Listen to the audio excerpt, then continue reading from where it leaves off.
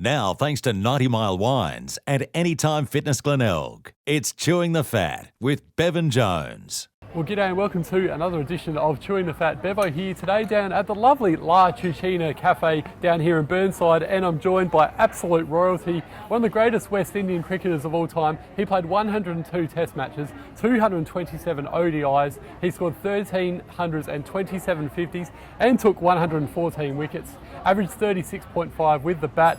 He certainly is an absolute star, that's for sure. Carl Hooper, great to have you chewing the fat, mate. Yeah, thanks for having me. So talk to us through your journey from a young fella to playing cricket for the West Indies, both tests and one days. It was a pretty simple one, really. Came through the junior program in the Caribbean, which is basically, you play your under 16 club cricket, then you go to your under 19 club cricket, then we had the under 23s. You try to get into then you move up to your country level, which then you're trying to get into the national side, then the West Indies A side, and then the West Indian side. So I've come through the system. It was a long, tough road, but it was a lot of fun. Back in December 1987, you made your debut against India for the West Indies in Test cricket. This must have been a huge thrill for you. Yes, it was. Actually, prior to that series, I made my debut in India in '87. I think it was at. I think the ground was at Calcutta, I think. But prior to that, I was selected to go to New Zealand, and that was the first time I was selected. I made my debut for West Indies in one-day cricket in Dunedin, but then test matches, as you just rightly said, it was in India in 1987, I think it was, yes, and managed to eke out 100 in the second innings. And what brings you to South Australia? Obviously you're involved with the Southern Districts Cricket Club, which we'll get to in a moment, but talk us through how it all happened. You moved from the Caribbean to New York, and how did you end up in South Australia? Well, 24 years ago I met my wife, so I decided to buy a home here, and I bought the house in the eastern suburbs. This was 23 years ago, and it went from initially using it as a base in between tours, to finally when you're finished playing, you have a child born. I've got two kids, both born in Adelaide.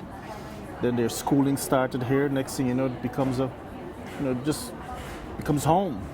And you're involved with Southern Districts, as I mentioned, as a high performance manager down there this year, which is super exciting for them. Talk us through your role down there and how you got that role. Well, look, I think it's a fantastic opportunity. Anytime you get a chance to get involved with the development of young players, and that's where I have a lot of fun and enjoyment working with these young players. Of course, you've got the older guys who are probably happily married, probably missed the bus, but they're still trying to give up their best every weekend, so you work with those two.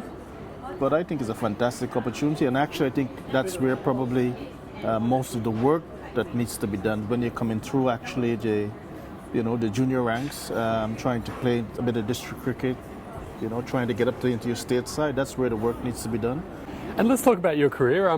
One of the few players that actually played, I still can't believe this, with no helmet. You were actually one of those guys like Richie Richardson and Viv Richards that getting these balls bowled at you over 150 kilometres an hour. You didn't even wear a helmet. Well, I've been clipped a couple of times without the great Malcolm Marshall, may he rest in peace. He clipped me one time behind the ear. Courtney Walsh did it one time too. So I've been clipped a couple of times. I think I would use it, no doubts about it. But just when I was coming up as a young player, it wasn't available. So you just got to make do without it. You probably got to watch the ball a little bit closer. And there was that massive rivalry between Australia and the West Indies. What was it like though, being in the heat of the battle? Well, those were the days when we probably had all the firepower. So it was always good to be on. I was happy playing on my side. I can remember numerous times you sort of stood in national anthems for both sides being playing, and you on this side and the Aussies on that side, and you just know you had all the firepower. We had four, we had Walsh, Ambrose, maybe Patrick Patterson, Winston Benjamin or Kenneth Benjamin, four good ones.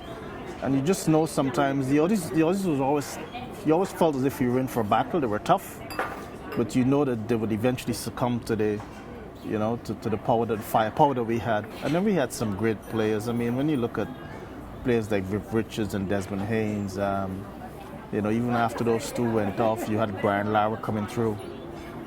We had some very, very, very, very good players. So while the competition was tough, it was a good feeling knowing that, at the end of 5 days, we are more likely to come out the victor rather than the Aussies.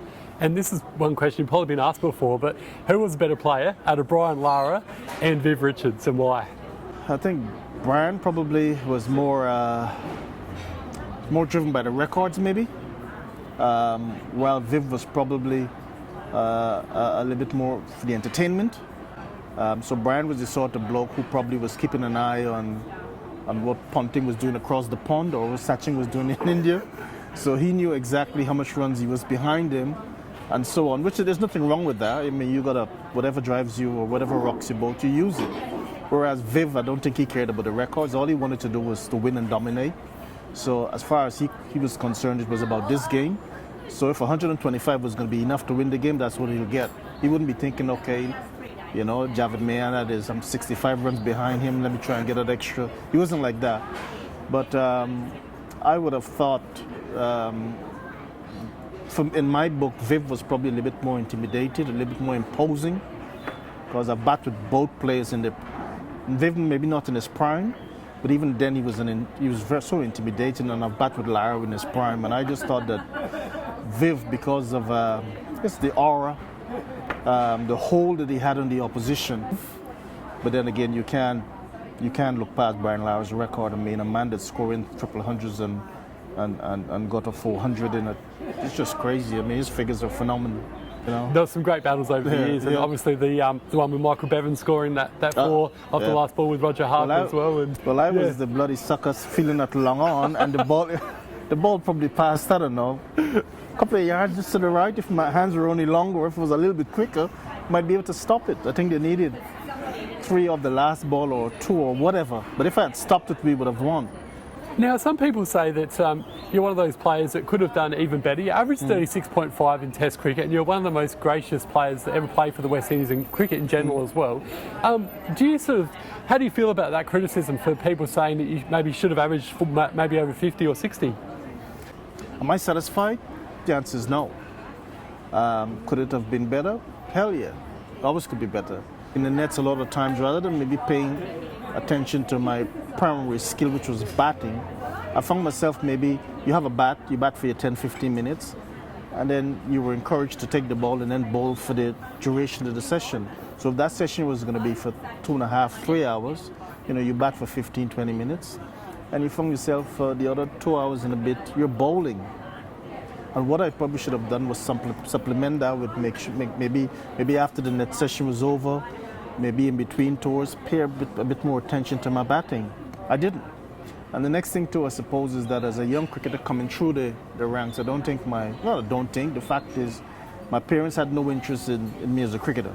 I treated West Indies cricket team as a destination. So in my mind, I was thinking, once I get there, it's to say to him or to the family, hey, I've done it. I got there, scored 100 in my second Test match. There's no problem. In India, one of the toughest places to score runs. So it's just, those are little things that I identified myself as a grown man, sort of looking back, that you think you could have done differently by the time you don't see it. If you told me that from when I started playing in the schoolyard, and that I'd have a chance to play 100 Test matches, 100 one-day games, captain West Indies, score 20 international hundreds, I'd say give it to me. And you've played with some very interesting characters over the years, but I heard a recent story that Patrick Patterson was a bit of a character that you like to room with. And what story have we got to share there? That's, you heard about it, but he was the guy that I roomed with Patrick on a tour to Australia. He was a big weed smoker. He smoked a lot of marijuana. I don't think there was a day that I actually lay in my bed after a training session and their room was not like a nightclub. I mean, smoky and dark, all the lights pulled, and he was just high as a kite.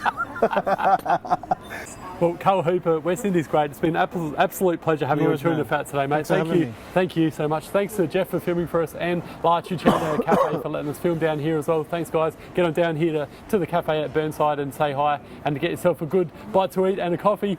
This is Bevo from Chewing the Fat. See you next time, guys. Take care. Bye for now.